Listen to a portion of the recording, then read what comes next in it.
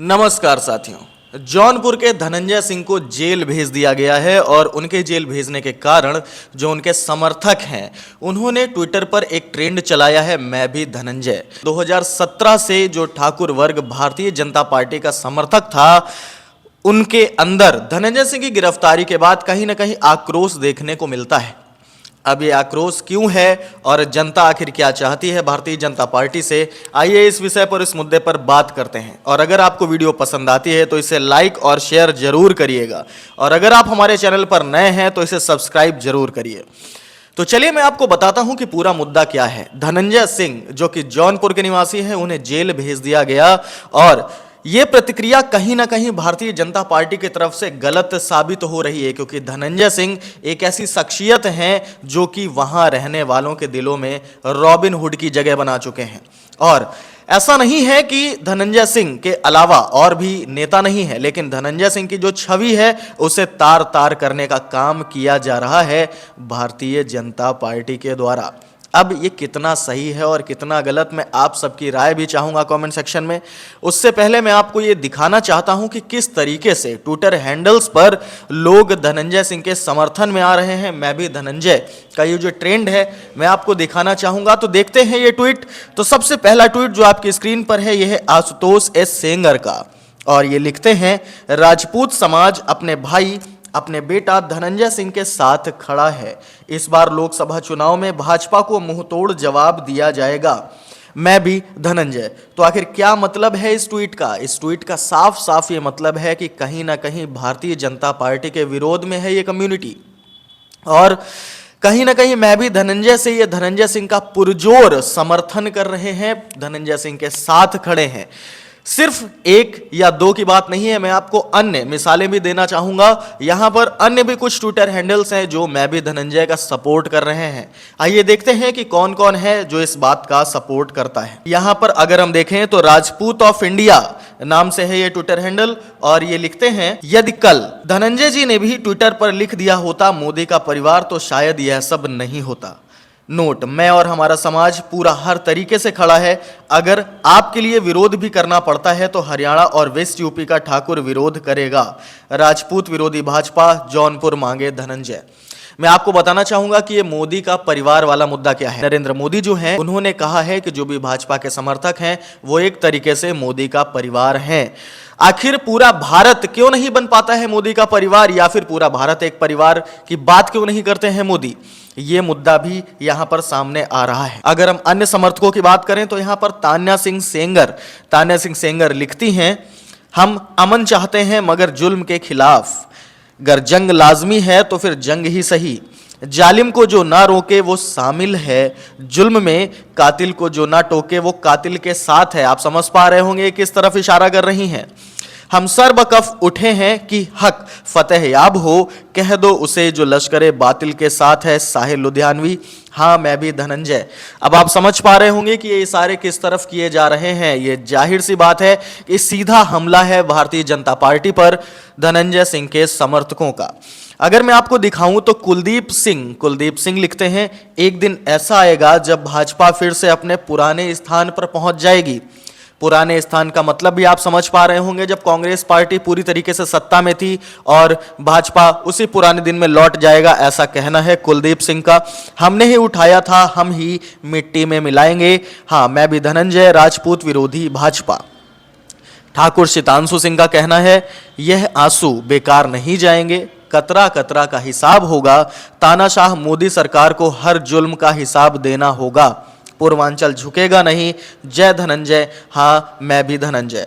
अब इसके साथ ही मैं आपको एक और बात बता देना चाहता हूं। बात यह है कि धनंजय सिंह की आखिर छवि क्या है पूर्वांचल में, आखिर क्या है जौनपुर में और आपकी नजरों में भी, ये जाहिर करने के लिए उनकी गिरफ्तारी के बाद यूपी तक चैनल ने ग्राउंड रिपोर्ट ली है और जाकर जनता के बीच बातचीत की है। तो उस बातचीत में आखिर धनंजय सिंह की क्या छवि सामने आई है और उनके क्रियाकलाप किस प्रकार के थे, आप देख सकते हैं। तो चलिए देखते हैं एक वीडियो। मैं इसको नहीं मानता। जौनपुर में मैं तो मानता हूँ कि धनंजय सिंह की एक रॉबिन हुड की छवि है। और क्यों? बिल्कुल बिल्कुल, ये बताना चाहिए कि धनंजय सिंह जब किसी को जरूरत की किसी प्रकार की आवश्यकता पड़ जाती है, कोई किसी समस्या में होता है, कोई गरीब गुरबा जब दुखी होता है, तो उसके दुख सुख में तो मैं धनंजय को पाता हूँ। आज से 7-8 महीने पहले एक लड़की के इलाज के लिए मैं 40 लाख रुपए फंडिंग कर रहा था सोशल मीडिया पर, मैं खुद। और मैंने सोचा था कि धनंजय सिंह से कहूंगा कि अभी कोई मदद कर दीजिए। मेरे कहने से पहले उन्होंने खुद फोन किया, बोले वो लड़की वाला जो काम करो, अच्छा काम कर रहे हो, कितना कलेक्ट हुआ है? मैंने बोला सर इतना कलेक्ट हुआ है। बोले कल मेरे घर आ जाओ भाई, लड़की को 1 लाख रुपए का चेक मैं देता हूँ। तो हम उनको लिवा के गए, हम कहे चलिए सांसद जी से बोल के मदद करवाते हैं। तो बोली कि हम यादव हैं, पता नहीं मदद करेंगे कि नहीं करेंगे, हम उनको वोट भी नहीं दिए हैं। तो जैसे ही हम लोग पहुँचे उनके यहाँ, पूरी बात बताई, सांसद जी ने तुरंत बिना कुछ कहे उनकी मदद करवाई और कॉलेज वालों से कह के उनकी फीस जमा करवाई। क्योंकि ये जौनपुर का दुर्भाग्य है, कैसे जनप्रतिनिधियों को साजिश का शिकार बनाकर जेल के पीछे डाल दिया गया। और मैं जब से वो उनको सजा मिली है, मैं देख रहा हूँ लगातार इलेक्ट्रॉनिक मीडिया चैनल और प्रिंट मीडिया लगातार उनको गुंडा बाहुबली माफिया बता रही है। मैं उनसे कहना चाहता हूँ, आपके माध्यम से कहना चाहता हूँ कि वो जाएं और समाज के अंतिम पंक्ति में खड़े लोगों से पता करें कि धनंजय सिंह क्या है। शादी होती है, तिरही होती है, हर तरह की मदद सांसद जी की तरफ से होती थी। चुनाव तक की बात तो नहीं कर सकता, लेकिन आज की नब्ज अगर है कि जेल से अगर धनंजय सिंह ये घोषित कर दें कि मेरी पत्नी श्रीकला जी मैदान में आ रही हैं, तो फिर एक ऐसी लहर होगी, उस लहर में जो मोदी जी की लहर बताई जा रही है ना, वो लहर ही गायब हो जाएगी। इस वीडियो में आप बखूबी देख सकते हैं कि धनंजय सिंह की जो छवि है वो रॉबिन हुड से कम नहीं है। उन्होंने बहुत सारे लोगों की मदद की है और बहुत सारे लोगों के साथ अच्छा काम किया है, और यही कारण है कि लोग उनके समर्थन पर उतरे हैं और कहीं ना कहीं पुरजोर विरोध कर रहे हैं भारतीय जनता पार्टी का। जैसा कि आप जानते हैं कि लोकसभा चुनाव आने वाले हैं, तो क्या इन लोकसभा चुनाव में इसका खामियाजा भुगतना पड़ सकता है भारतीय जनता पार्टी को? क्या ठाकुर विरोधी लोग भारतीय जनता पार्टी के अपना वोट कहीं ना कहीं गंवा रहे हैं, या फिर इस कम्युनिटी से भारतीय जनता पार्टी को आने वाले लोकसभा चुनावों में इतना ज़्यादा घाटा होने वाला है कि शायद उत्तर प्रदेश में इसका खामियाजा उन्हें भुगतना पड़े? मैं आपको बताना चाहूंगा कि अगर यूपी की ही बात करें तो अन्य भी ऐसे नेता हैं जो बाहुबली से कम छवि नहीं रखते। उनमें कुछ नाम ब्रजभूषण शरण सिंह, ब्रजेश सिंह के भी आते हैं। अगर मैं बात करूं तो इन सभी का अपना रुतबा है अपने क्षेत्र में, और अपने ही क्षेत्र नहीं आसपास के क्षेत्रों में भी ये चुनाव में उलट पुलट करने की कुव्वत रखते हैं। अगर मैं बात करूं ब्रजेश सिंह की, तो ब्रजेश सिंह स्वयं सांसद हैं, उनकी पत्नी एमएलसी हैं। मैं बात करूं ब्रजभूषण शरण सिंह की, तो वो स्वयं सांसद हैं और उनके बेटे विधायक हैं।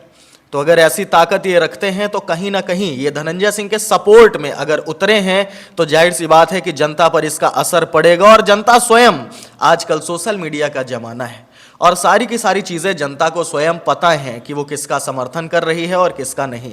अभी तक जो ये बाहुल्य क्षेत्र था, ये कहीं ना कहीं भारतीय जनता पार्टी के समर्थन में था, और भारतीय जनता पार्टी ये बात जानती है कि कहीं ना कहीं ये वर्ग हमसे आक्रोशित हो रहा है, और इसीलिए वो राजा भैया को अपने पक्ष में लाना चाहती है।